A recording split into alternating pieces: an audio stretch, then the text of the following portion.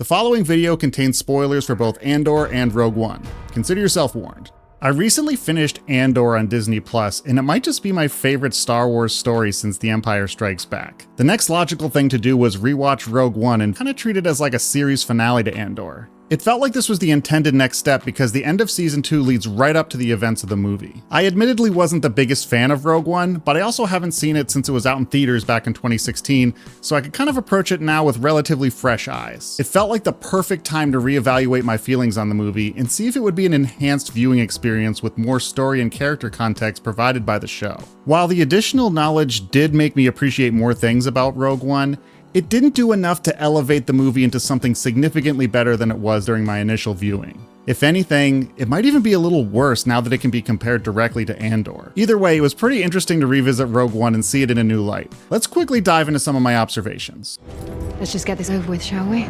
I know there are a lot of people out there who really like Rogue One, and I totally get why. Even though I didn't love Rogue One when it came out back in the day, you could do a lot worse when it comes to Star Wars spin-offs. This rewatch reminded me of some of the things I really like about the movie. It has a few moments of brilliance, particularly when it comes to visuals and the scale of those visuals. The Death Star appearing in orbit just above Scarif, the AT-AT walkers peeking through the smoke, the serene beauty and horror of planets being blown up, it's all really good stuff. The battle sequences in general look real good, and the inner Star Wars nerd in me couldn't help but smile at seeing the Star Wars aesthetic tastefully expanded upon in this movie. Cassian Andor feels like a fully fledged character now, whereas before he kind of felt like a slightly undercooked stock archetype of the dashing rogue. His character traits track really well coming off of Andor. We know all too well that he has an itchy trigger finger and won't hesitate to pull a blaster on anyone who he thinks is a danger to either himself or the rebel cause. But more importantly, now we're privy to his past relationships and complicated history with the Rebel Alliance,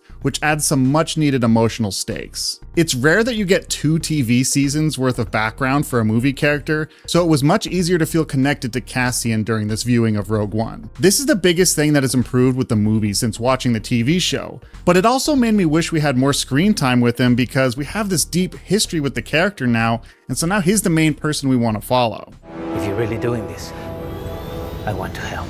Cassian isn't the only character in Rogue One who has connective tissue to Andor. K2SO is back, of course, and it's always a delight to see him on screen. Melshi is here as well, although I don't even know if I noticed him the first time I watched the movie. But now that I know that he escaped prison with Cassian and became a loyal drinking buddy, I couldn't help but be happy to see him appear again. Saw Gerrera is back, but I'll touch on that a little more later. Everyone's favorite Imperial officer, Krennic, is back, though this time the power dynamic has shifted from him being a ruthless overseer in Andor to being a middleman in Rogue One who's facing a lot of pressure from Vader and Tarkin. Mon Mothma is here, I guess. She barely has anything to do in Rogue One, and that's kind of a shame because she has a really interesting arc in Andor. But at the very least, seeing all these characters appear in Rogue One really added a nice sense of connectivity between the show and the movie. The captain says you are a friend.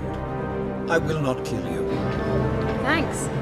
While the events of Andor did enhance some of the characters in the movie, it couldn't fix the problem that's at the heart of Rogue One. The central issue with this movie is the central character, Jyn Erso. I just don't think the character works very well. It could be a combination of the writing and the performance, but her arc just feels paper thin and almost truncated. And on top of that, she's pretty unconvincing as a badass criminal who's led a hard life. She also seems to have all of her character development happen off screen for some reason. Like one moment she's a reluctant prisoner who's out for herself and trusts no one, and then in the next moment she's giving this big heartfelt speech to the rebels. What caused her to have this change of heart?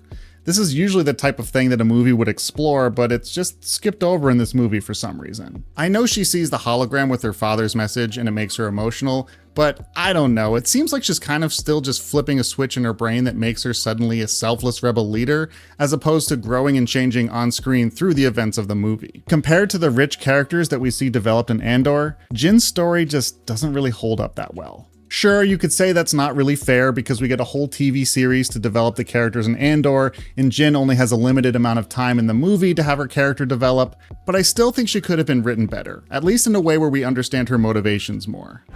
What is this? Jyn also ends the movie wrapped up in Cassian's arms, and there's even a hint of romance. which before felt fine, but now it's a little awkward that we know that Cassian's true love, Bix, is out there just waiting for him to return. I can see why some people might have an issue with this, but I'm okay with it, mostly because they're facing imminent death. I chose to read this as a moment where these two characters are about to die and they just need someone to hold in their final moments. Plus, now it's been well established that Cassian is a bit of a player, so if you read this as a romantic moment between him and Jin, it still kind of tracks. Good. Good. There are some other well-trodden criticisms of Rogue One that I think are worth bringing up again because I still bumped up against them when I watched the movie. The CGI deepfake versions of Grand Moff Tarkin and Princess Leia are truly awful and wildly distracting. I can't even recall a single line that Grand Moff Tarkin says in this movie because the uncanny valley of him interacting with real people is just super immersion breaking. It's insane that they didn't just recast the role. Recasting another actor is something that is widely accepted by audiences. We're already using our imagination to watch this space fantasy film. It's okay. In fact, they already recast Grand Moff Tarkin once before in Revenge of the Sith, even though it wasn't a speaking part, but they've literally done it before. Mon Mothma was recast for Rogue One, so why did they recast some characters but use CGI for others? It was a baffling decision in 2016, and it's equally baffling now. Then there's Saw Gerrera, everyone's favorite gas-huffing radical extremist who's dedicated his whole life to the rebel cause. In Rogue One, we're treated to the exciting conclusion of his storyline, where instead of continuing the fight against the Empire, he decides he'd rather just give up and die. But don't worry, there's a really good reason why he stops fighting. It's because he's too lazy to get on the ship with Cassian and Jin? Right? That's what happens, right? Talk about a really satisfying story arc. Saw feels like a really important character in Andor, and even at the beginning of Rogue One, he seems like someone you really need to pay attention to. Saw just giving up and not getting on the ship with Jin and Cassian is a moment that's almost insulting. It's like the movie's punishing you for caring about Saw Gerrera to begin with. You're right here, and you're ready to fight! One of my other wet blanket takes is that the Darth Vader sequence at the end makes very little sense continuity-wise leading into A New Hope. If you don't mind indulging me for a sec, you already made it this far, just hear me out on this. So Leia's ship was above Scarif during a pretty massive battle between the Empire and the Rebels at the end of Rogue One. Darth Vader targets her ship and nearly murders his way on board right before the ship escapes just in the nick of time. We see CGI Leia with a ray of hope, and Rogue One ends and A New Hope begins. Leia's ship is being chased and is then captured and boarded by Darth Vader.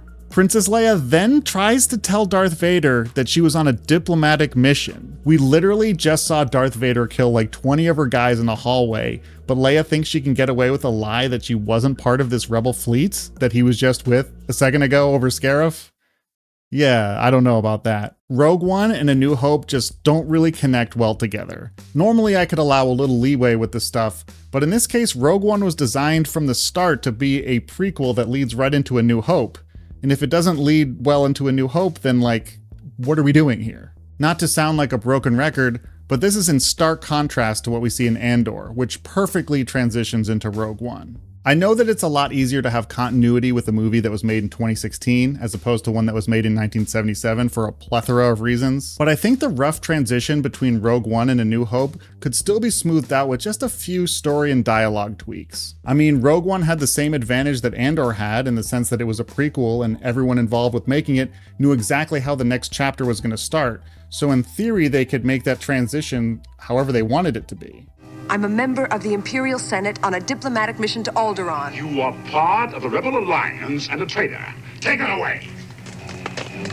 So to wrap this up, I had a lot of the same feelings during this rewatch of Rogue One as I did during my first viewing. Andor added some character deaths. Well, it did. Andor added some character depth that enriched the experience, but it couldn't save the movie from feeling like a bit of a mess. Rogue One had potential, and I think if it were made today, it would be a bit different. I can't help but wonder how Tony Gilroy and co would have handled this story if they got to build it from the ground up after making Andor. But just like Star Wars itself, that's pure fantasy. As it stands, Rogue One is just, unfortunately, thoroughly mediocre.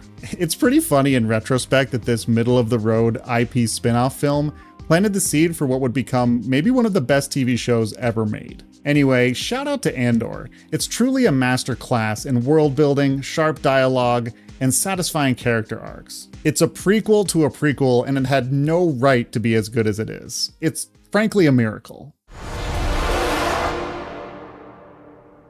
That's what a reckoning sounds like. And that's it. Thanks for watching. Did you watch Rogue One after watching Andor? Let me know in the comments if you felt it was a different experience in the wake of the show. I'm curious to know what you guys think. If you like this video and you want to see more of this kind of stuff, let me know down below. All that being said, smell you later.